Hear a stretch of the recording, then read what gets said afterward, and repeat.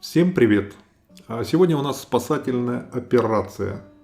Я вам покажу, как работает служба спасения на воде. В Австрии в ситуацию попал лебедь.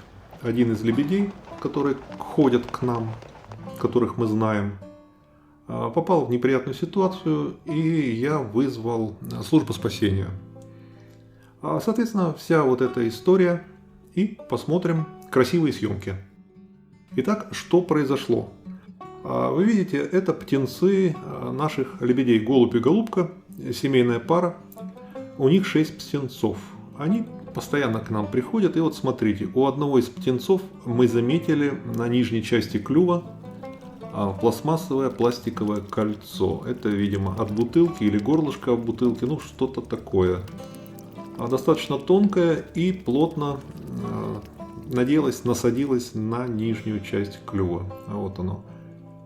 Это кольцо не мешает есть, не мешает пить, но в любом случае это неприятная штука. А мы понаблюдали пару дней, оно само по себе не упало, не перетерлось. Я пытался, если с родителями, в общем-то, мне удается к ним прикоснуться, я мог бы с голубем или голубкой, с родителями, поймать и снять. То птенцы, они боятся. И я вызвал службу спасения. На озере есть служба спасения. Это общеавстрийская такая служба, какой-то аналог Министерства по чрезвычайным ситуациям. У них есть техника, в их задачи входит спасение на водах, в том числе помощь животным, которые живут на водоемах.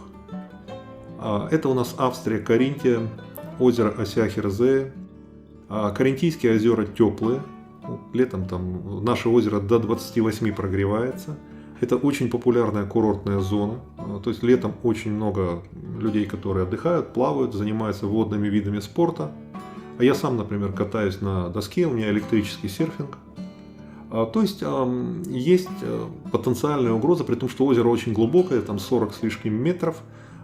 И есть кого спасать. Регулярно возникают какие-то ситуации.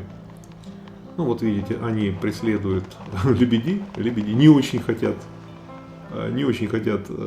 подвергаться осмотру и манипуляциям. Зимой тонкий лед. Я говорил как-то в одном из роликов про это. Тоже обязанность службы спасения помогать в случае, если кто-то проваливается. Лебеди, утки, множество вообще водоплавающих, цапли. Соответственно, периодически что-то случается, и они занимаются в том числе помощью животным. Я все это прочитал у них на сайте, подал заявку, написал на mail, отправил фотографии, сделал фотографию вот этого птенца с кольцом, и они прибыли. Прибыли, я им описал ситуацию, что к чему. Но в тот день, когда они первый раз приплыли, лебедя, вот этого как раз птенца, не было. Они нерегулярно с утра были, а вот к моменту, когда приплыл катер, как раз на месте не было. Но я полностью все описал. Они, в общем, дали мне мобильный телефон свой, что когда я замечу, когда они опять к нам приплывут, чтобы их набрал. В том числе они сами будут иметь в виду и будут обращать внимание на лебедей на озере. Они видят издалека, у них просто бинокли, такие мощные, хорошие бинокли, и они, проплывая, рассматривают, а теперь знают, что надо обращать внимание на лебедя с таким пластиковым кольцом. И вот один раз, через пару дней, опять лебеди приплыли, и птенец все еще был с кольцом. Я им позвонил, они прибыли.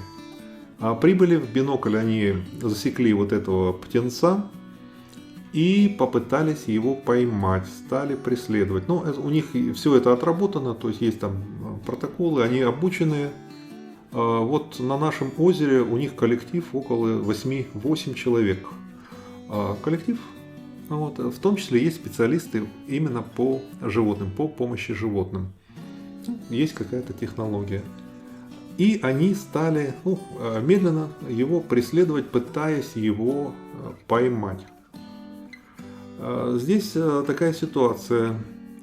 Лебедь ну, как и другие птицы, они, естественно, от человека шарахаются. То есть, ну, в моем случае, я уже много лет их знаю, с лебедями я их кормил, они детей своих к нам приводят, птенцов. Тем не менее, ну вот погладить, было видео, я погладил лебедя.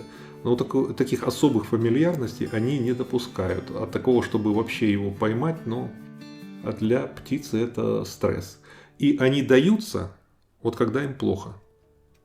А вот это действительно так, когда животное чувствует, что ну, ему плохо, болеет, и оно не может справиться само, животное начинает подпускать человека. Вот в отношении лебедей это действует. А в нашем случае вот этот птенец, он, ну вот видите, его преследует, но он не дается. То есть он может есть, он может пить, он не испытывает какой-то боли. Да, естественно, у него есть какое-то неудобство от этого кольца, но он явно не дается. То есть это неудобство пока гораздо меньше, слабее, чем страх перед человеком. Поэтому вот эти попытки его поймать пока безуспешны. Смотрите, вот они преследуют. В общем-то, к чему мы с ними пришли? Что будем наблюдать, я буду наблюдать, в общем-то, смотреть и сообщать им, что вот на такую-то дату кольцо все еще на клюве. Они во время своих рейдов, у них 2 раза в неделю обязательный рейд, ну плюс какие-то выезды по разным ситуациям. Они тоже будут обращать внимание. Вариантов развития, в общем-то, несколько. Скорее всего, просто это кольцо со временем перетрется. Но просто клювом он его перетрет. Другой вариант, который нехороший вариант, ну, оно ему как-то станет мешать, сильно мешать, он начнет слабеть, и он дастся, чтобы снять ему это кольцо. Но они сказали, что судя по тому, как оно, и то, что оно не мешает ему есть, в общем-то, скорее всего будет развитие, что это кольцо само по себе просто со временем перетрется. А вот это, смотрите, у нас белка из окна кухни. Белка на соседнем участке, это дерево, регулярно ее видим. И горностай появился. Вот горностай, я на него поставил скрытую камеру, постараюсь снять. Bye-bye. Ciao. Ciao. Ну вот мы с ними распрощались на этом. Договорились так, что будем ситуацию мониторить, но ничего того, что угрожало бы в настоящий момент жизни птенца, нету. Продолжаем мониторить ситуацию. А еще я хотел сказать по поводу вот этого пластикового мусора. Пожалуйста, только в специальные контейнеры, не оставляйте на природе, не выбросайте на улице, тем более рядом с водоемами. Если фильм вам понравился, поставьте лайк. Кликните котика, откроется окошко подписки. Подпишитесь на канал, включите уведомления. Будьте здоровы, будьте счастливы и успехов вам!